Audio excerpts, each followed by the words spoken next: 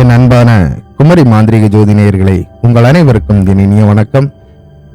இன்னைக்கு நம்ம ஒரு சூப்பரான முறை வச்சு எதிரியை நமக்கு என்ன செஞ்சாரோ அதை திருப்பி விடுவதற்கும், மேலும் நம்ம அந்த எதிரிக்கு என்ன செய்ய வேண்டும் என்று நினைக்கிறோமோ அதை செய்வதற்கும் ஒரு அற்புதமான முறை பற்றி நம்ம பார்க்க போறோம். இது ரொம்ப எளிய முறை. பயன்படுத்துறது ரொம்ப வீட்டிலேயே நீங்க பயன்படுத்தலாம், எல்லாரும் பயன்படுத்தலாம். ரொம்ப எளிய முறை. நீங்க செலவு ₹1 வரை செலவு ஆகாது. இதுக்கு ரொம்ப எளிய முறையில தான் நான் சொல்றேன். இது ரொம்ப பவர்ஃபுல்லா வேலை செய்யும், சரிங்களா?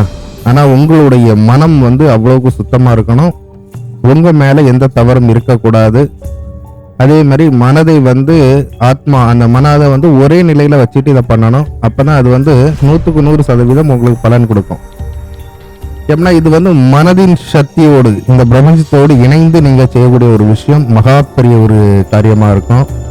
அதே போல உங்க மேல எந்த ஒரு தவறுமே இல்லாம சில பேர் தாக்கிக்கிட்டே இருப்பாங்க, திரும்ப திரும்ப தாக்கிட்டு இருப்பாங்க, திரும்ப திரும்ப உங்களுக்கு வேதனையை கொடுத்துட்டே இருப்பாங்க.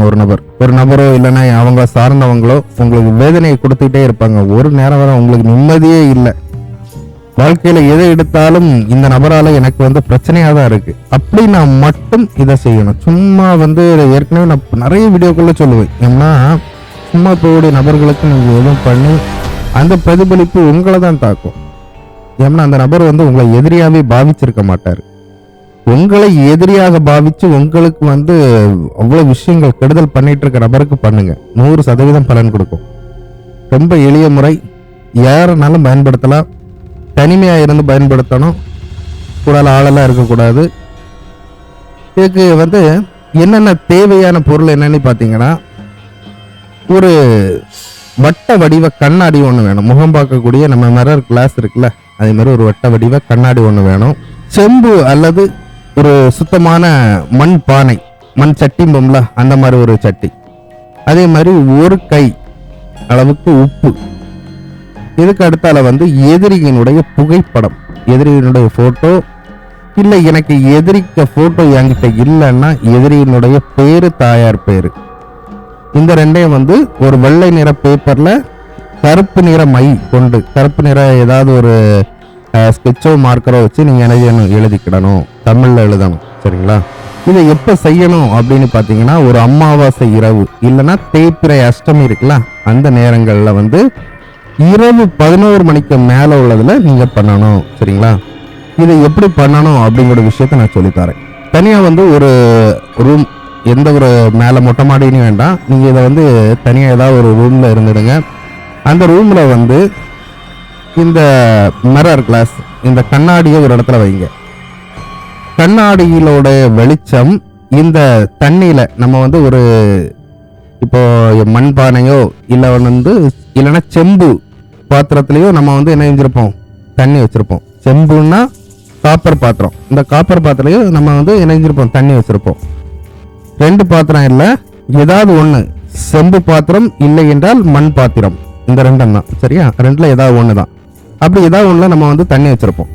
அப்போ மிரர் கிளாஸ், இந்த மிரர் கண்ணாடியினுடைய பிரதிபலிப்பு இந்த தண்ணியில தெரியாது மாதிரி நீங்க என்ன செய்யணும், செட் பண்ணணும், சரிங்களா? அப்படி அந்த மிரரை வச்சு அதுக்கு கீழே பாத்திரத்தை வச்சு அந்த கண்ணாடியில தெரியக்கூடியது நமக்கு இந்த தண்ணியில தெரியணும். அந்த மாதிரி நீங்க செட் பண்ணிக்கிட்டு, இப்போ அந்த போட்டோ, இப்போ அந்த எதிரியினுடைய போட்டோவோ இல்லைன்னா பேரோ, எழுதின பேப்பரோ, இது கரெக்டா அந்த கண்ணாடியில தெரியணும். கண்ணாடியில இந்த போட்டோ தெரியணும், அந்த கண்ணாடியில பிரதிபலிப்பு தண்ணியில தெரியணும். புரியும்னு நினைக்கிறேன். கண்ணாடி அது அதனுடைய பிரதிபலிப்பு கண்ணாடியில பார்க்கக்கூடியது நமக்கு தண்ணியில தெரியணும். அந்த அளவுக்கு கரெக்டா செட் பண்ணிடுங்க. செட் பண்ணிக்கிட்டு என்ன செய்யணும்னு பாத்தீங்கன்னா, அந்த தண்ணியை பார்த்தவாறே நீங்க ஒரு இடத்துல துணி விரிச்சு இருந்துடுங்க. இதுக்கு திசை ஒண்ணுமே கிடையாது, எந்த திசையில வேணாலும் இருக்கலாம், சரிங்களா? திசையெல்லாம் கிடையாது. நீங்க என்ன செய்யணும், அந்த தண்ணியை பார்த்தவாறே, தண்ணியை நீங்க பார்த்துக்கிட்டே உங்க மனசுக்குள்ள என்ன செய்யணும், அந்த நபருக்கு என்ன நடக்கணும், அந்த நபருக்கு என்ன நடக்கணுமோ அந்த விஷயத்த நீங்க முதல்ல அந்த தண்ணியை பார்த்து சொல்லணும். இந்த நபருக்கு இந்த காரியம் நடக்கணும், இல்ல எனக்கு செய்த ஏவலோ பில்லி சூனியமோ இல்ல அவன் எனக்கு செய்த என்னென்ன விஷயங்கள் இருக்கோ அது அவளும் திரும்பி அவனை போய் அடையணும். அப்படின்ட்டு எந்த விஷயம் நீங்க நினைக்கிறீங்களோ அந்த விஷயத்தை, அந்த நபருக்கு என்ன நடக்கணும்னு நீங்க நினைக்கிறீங்களோ அதை அந்த தண்ணியை பார்த்து வாய் திறந்து சொல்ல வேண்டும். சரிங்களா? சொல்லிவிட்டு நீங்க என்ன செய்றீங்க, நான் கொடுக்கக்கூடிய மந்திரத்தை 51 முறை உச்சாடனம் போட வேண்டும், உச்சரிக்க வேண்டும். மனதை ஒருநிலைப்படுத்திட்டு நீங்க சொல்லணும். இல்லாம நீங்க சொன்னீங்கன்னா அது வேஸ்டா தான் போகும். அதனாலதான் மனதை ஒருநிலைப்படுத்தி மந்திர உச்சாடனத்தை சரியான உச்சரிப்பில் உச்சரிக்க வேண்டும். மந்திரம் பலன் கொடுக்கணும்னா உச்சரிப்பு சரியா இருக்கணும். அப்பதான் இந்த பிரபஞ்சத்தோடு இணையும். சரிங்களா? நிறைய நம்பர் இருக்கு, ஃபோன் நம்பர் நிறைய இருக்குன்னு வச்சுடுங்களேன். உங்களுக்கு தேவையான நபரை கண்டுபிடிக்கணும் அப்படின்னா அது அந்த நபருக்கு தேவையான கரெக்டான நம்பரை போட்டாதான் அந்த நபரை போய் சென்றடையும், போன் அடிக்கும் போது வர. அதே போலதான் இந்த மந்திரங்கள் சரியான உச்சரிப்புல உச்சரிக்கும் போதுதான் அது என்ன செய்யும், அந்த இடத்து என்ன நோக்கத்துக்காக நம்ம பயன்படுத்தமோ அது கரெக்டா நடக்கும். சரிங்களா? அதனாலதான் நான் திரும்பியும் சொல்றது. சரி நண்பர்களே, இதை தேவையில்லாத விஷயத்துக்கு பயன்படுத்தாங்க, அதையும் நான் முதல்ல சொல்லிட்டேன். சரி, மந்திரத்தை பார்ப்போம். ஓம் சர்வ சத்ரு பிம்பாய மம தீய வினையை திருப்பித்தா பிரதிபலி சுவாகா.